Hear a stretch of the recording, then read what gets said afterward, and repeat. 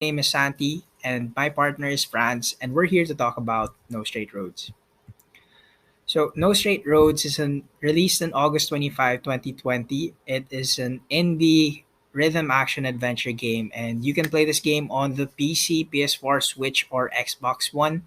The developer of this wonderful game is a Malaysian company called Metronomic, and they even have a remake called No Straight Roads Encore Edition.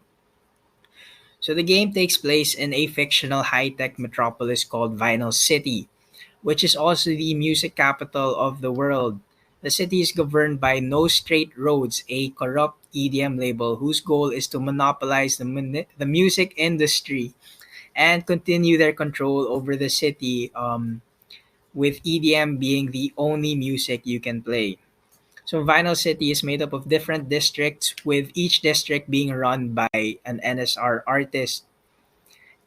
And Vinyl City's power comes from a technology called Quasar. So bear this in mind, Quasar is also essentially the energy of the city.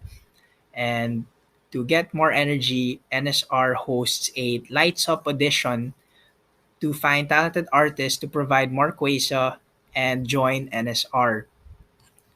So the story starts with indie rock duo band Bunk Bed Junction, which comprises of Mayday, an energetic, hot-blooded guitarist, and Zook, a self-possessed, relaxed drummer, joining the audition to bring back rock music into Vinyl City. So the audition itself is judged by the CEO of NSR, Tatiana, and top artists from the label as they witness Mayday and Zook's performance to determine if they are worthy to join NSR or not. And after their audition, the NSR artists, choose to dismiss them as they played rock and not EDM. And this sets off Bunkbed Junction's temper and begins the feud between Bunkbed Junction and NSR. And throughout the game, you defeat each of the NSR artists to liberate the city from NSR's control. So in the game, you can play either as a solo player or a duo player. So you play as the members of Bunkbed Junction, Mayday and Zook, either with a friend or by yourself. Mayday specializes in offense with her guitar, while Zook specializes in defense with his drums. Bear this in mind, the game is also a rhythm action game, so you really have to focus, pay attention, listen, and feel the beat to defeat your enemies. You can also There are also upgrades in the game where you can upgrade your skills and loadout to be able to beat stronger enemies faster and have more moves and skill sets to your arsenal. Now moving over to France. All right. So, as you can definitely see, the game design and aesthetic of No Straight Roads is very, very modern in a sense. It has this digital feel that it's like familiar, but at the same time, it's very, very renewing. It's kind of like refreshing in a way. So it has that MTV style, that 90s style, but at the same time, everything is really, really expressive. So in the world of digital, it's kind of like we're in a comic book, right? Like we get to be immersed in this storyline, but at the same time, get to move around in a very, very um, dynamic environment. And yeah, like moving from there, meet Bunkbed Junction. So we've talked about Mayday and Zook, and as we can see, they're very as characters, they're very expressive. You can clearly see what type of personalities they are, how they clash, or like how they interact with other people and themselves. As we see, Mayday is like the very aggressive, but also very innocent character, while Zook is like the elder brother, really chill, but like has some personal stuff also going on.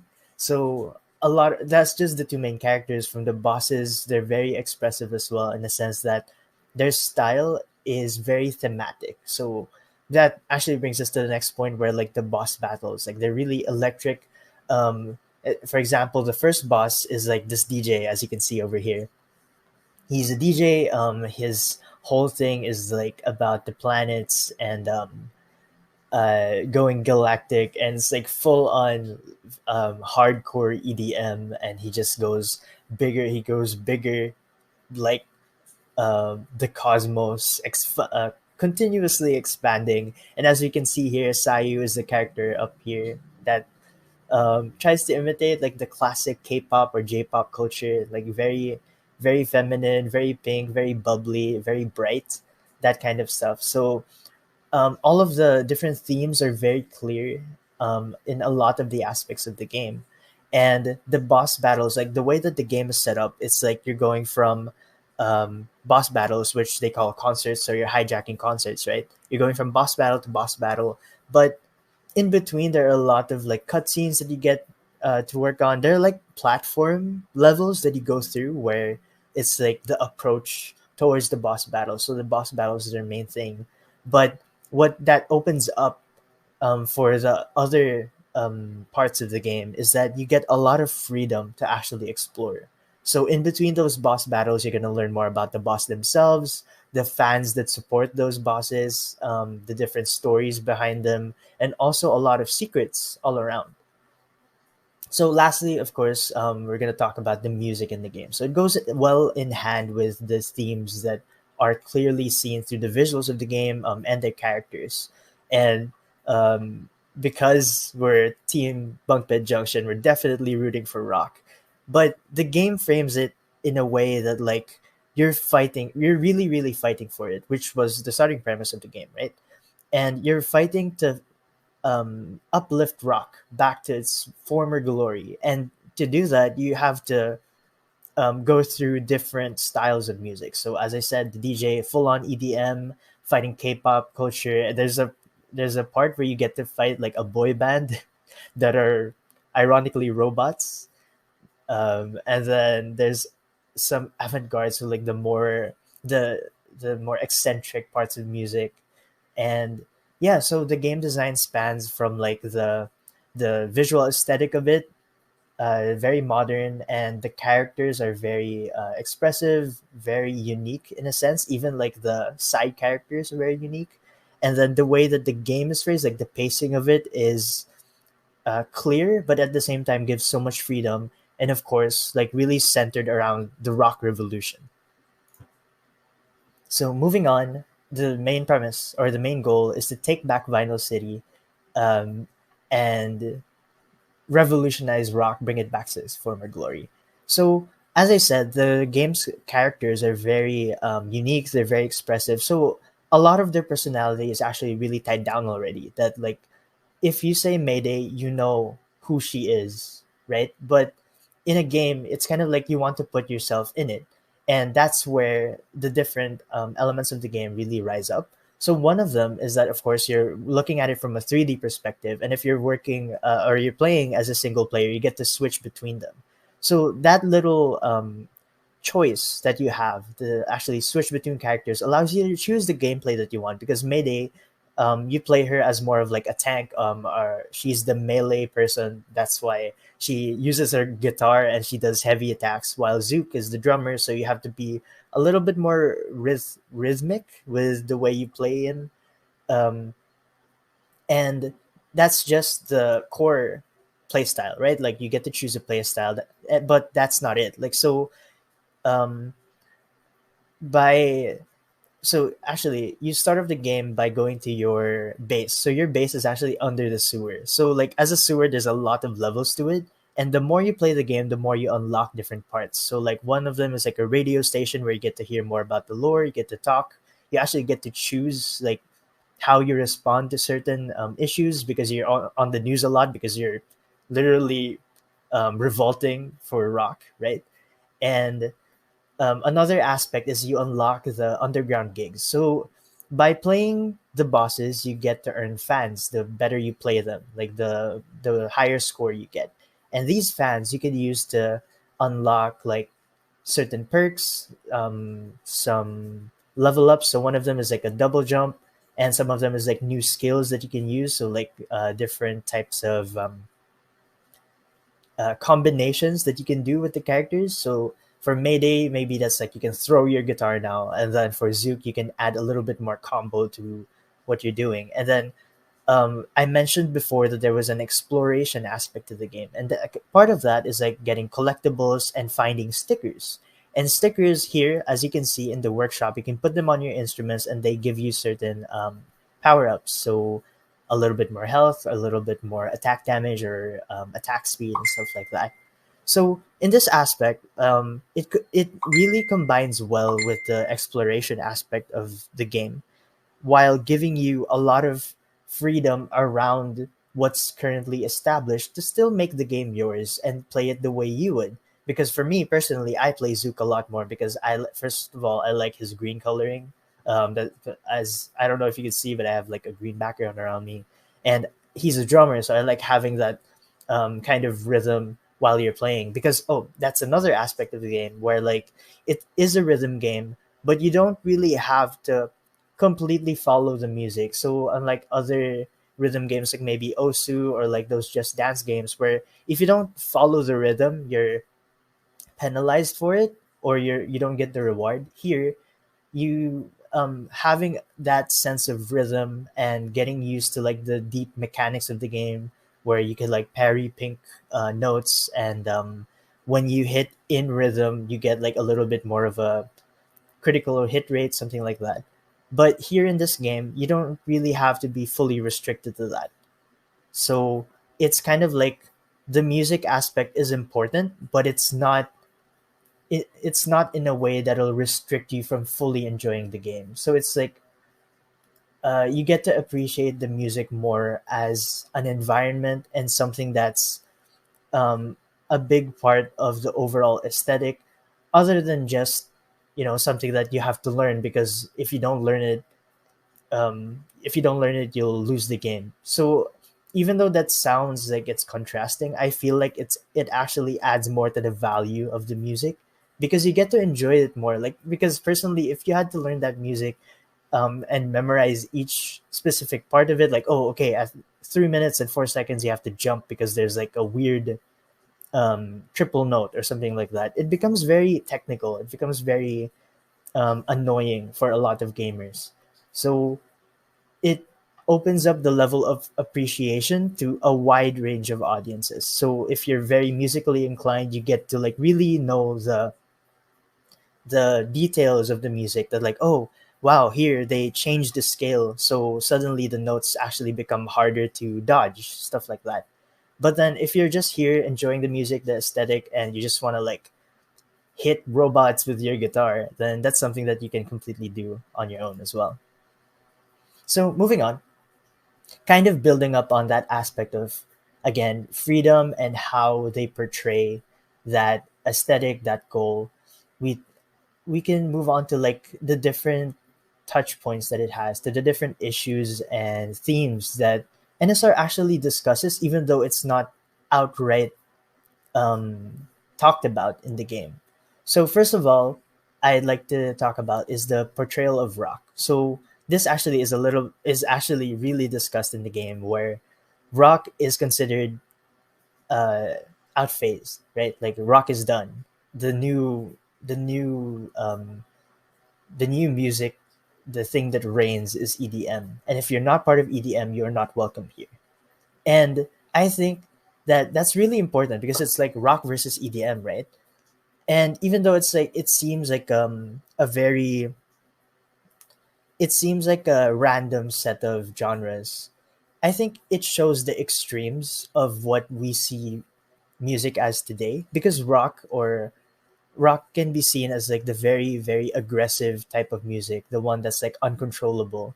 And then EDM is in a sense the very very modern sense, and it's a little bit more open. That's why you get to see different styles of music, but they're still classified under EDM. That's why they're the bosses. As I said, like there's K-pop, there's actually classical music under EDM as well. So it's kind of like they're showing you a spectrum of music, and rock is at the very end of it. And they're placing you in a sense that rock is something that you're fighting for. And in the media and in everyday life, rock is usually seen as that, like the aggressive, as aggressive as not really music even to some people. But here you're fighting for it. You have to fight for it. And as you go along, you actually see how beautiful rock is. That it's not about being messy, about being aggressive. It's about expressing yourself and letting things out. And that goes well in hand with the characters. Like, see, Zook is like very cool as a character. You can see just from this picture, um, he's cool and collected, even though he's a rock musician, right? So it opens up that spectrum a little bit more, and you get to understand each part of the genres of music and fully get more of an understanding and appreciation of all aspects of music, right? So moving on, like, is it 1984 all of a sudden, right? So we go into the competition, and Tatiana is like, no, you're not welcome here. And it's very interesting to see um, how they're showing tyranny, how they're showing corruption and abuse of power through music. Because that's something like everyone can relate to. Like, you can't just say to someone like, no, you're not allowed to like rock. You're not allowed to like K-pop, because that's something that's like very insensitive. And here it's downright the main issue that you actually get to fight. And NSR, or EDM, is the functioning government of Vinyl City. And since music powers the city literally through quasar, or electricity in Malaysian, right? It's it's showing what the limitations of power really are, and how power functions, and that actually points to the next point, which is the voice of the people. So it's kind of like a government where democracy, like we get votes, right? Here, NSR through EDM gets fans, and the fans are who give the power to the music, right? Because like the more fans you have, the more popular your music is, and stuff like that. But then here we see that even though rock doesn't have that much fans, it still hypes up the people. It still gives a lot of electricity, but then they're still like shunted out. Like, they're not welcome still, and that questions it, like, oh, is it really the fans that are in power, even though there's only six bosses and 100,000, or a lot of people around the stadium, and the decisions of everything are still solely reliant on those six people. So it brings the question, like, that idea of corruption, of how the power really brings into play, which is something that you wouldn't expect from a rhythm game. So that's how they really discuss the EDM empire, and how rock fits into Vinyl City. So here we go, to the rock revolution. And this is really when Bunkbed Junction gets to shine, and how we get to pace through the game. The most interesting thing that I'd like to talk about from the rock revolution side is the Malaysian culture. So if you look at this game, as I said, it's like a comic book brought to life. But the more that you play it, there are especially little tidbits that like remind you that this is someone, that this is made by a Malaysian group, of a Malaysian company. So it's from the voice acting, and from the little, like, you know how when you're annoyed and stuff like that, you suddenly say random things in your language. So we Filipinos do it like "ay," like, so. The Malaysian side of that is very apparent in the game. They do not attempt to hide it at all, which is really nice, because at the start of the game, especially, you actually think like, oh, it's like another white game or stuff like that. But then you get those little tidbits of reminders of the Malaysian side of this. And then as you go deeper into the game, there's actually one character, like the brother of Zook, that speaks full on Malaysian. And it's really nice because I remember seeing someone from IGN talking about how the Malaysian culture is woven so perfectly into the game. It's not like, oh, this is made by a Malaysian, like every other second, or it's like a sign on the top of your forehead. It's integrated so well that, like, to appreciate it, it's more of like the mundane details. So I remember they talked about how when you go up from the sewers, there's like a classic Lola character in the Malaysian aspect, where she's always there. She's like ready to give you food, and on the Malaysian side, it's not like they're putting the signs in Malaysian, because in Malaysia they also speak English. Like, it's very natural for them to showcase their culture, and they don't have to like wear costumes for it. They don't have to like completely speak Malaysian. It's through the small things that you see. It's like from the letters, it's from how they speak, it's from how they interact with people. It's from how they express themselves. That's what makes them Malaysian, and it's not like they're making it a complete.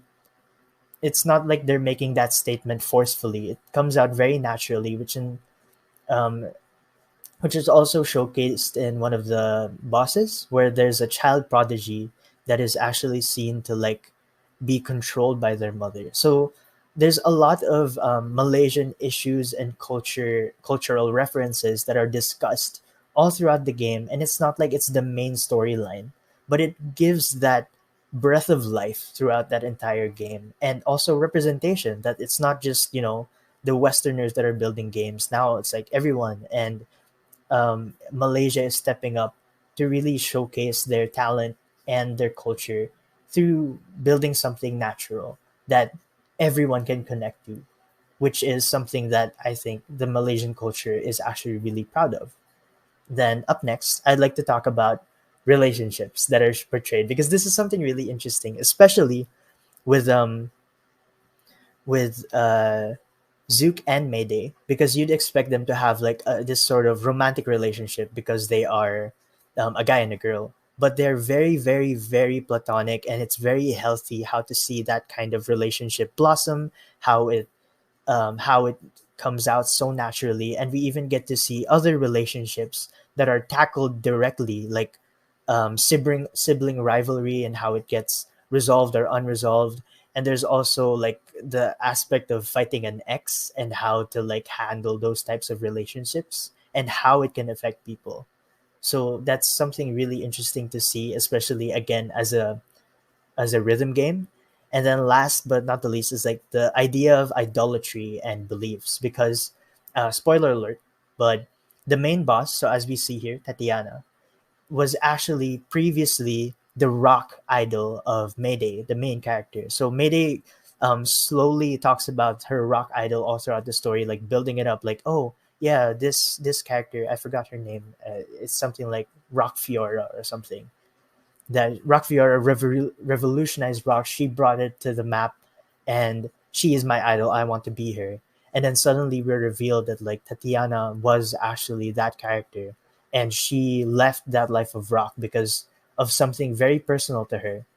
And it goes back to that narrative that like don't meet your idols because they're not going to be who they really were and anything like that. So that interaction is how we get to know more about Mayday. That like, okay, this is someone who I've idolized, and now I find out that they're the exact opposite of who I want to be.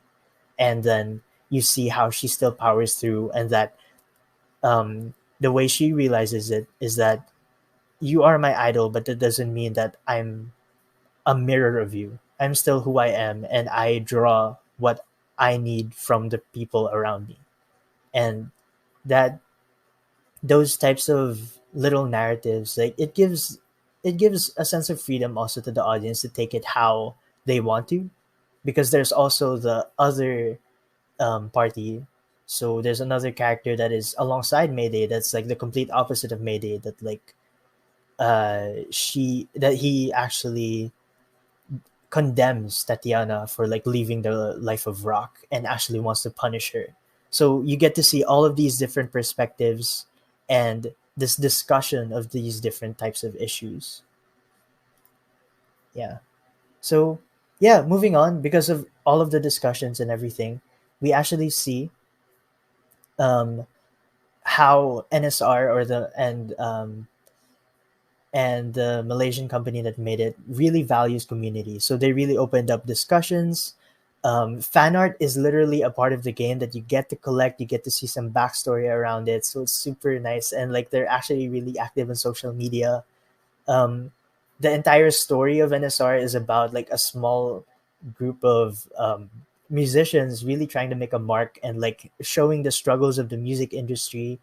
And they've worked with like a bunch of different bands to actually make the music, and right now they released their Anchor edition. So there's a lot more discussion, representation, and people are actually owning the music by like making their own remixes. Personally, I actually listen to like the playlists while I work, while I study.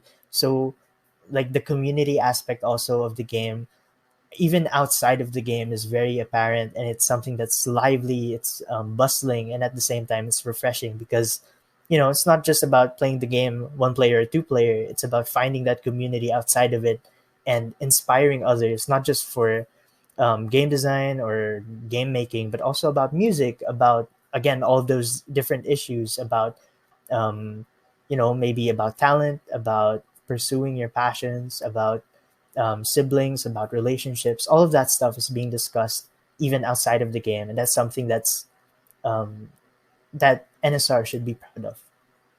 And then lastly, like recently I mentioned Encore Edition. It's the remastered version. There's a lot more remixes. So again, going back to that indie culture, even more improvements on the aesthetic, uh, slight improvements of quality. So everything, like even like the way that the camera moves and everything, they tweaked it. Visual effects, audio cues, all of that stuff, and even a Christmas edition. So it's really nice how this like ignites that passion again. A spark of community effort goes back, and for me personally, it got me really excited. I got back to talking to some friends because of it, and yeah, overall, NSR just gives that um, is a game that taught me a lot of things.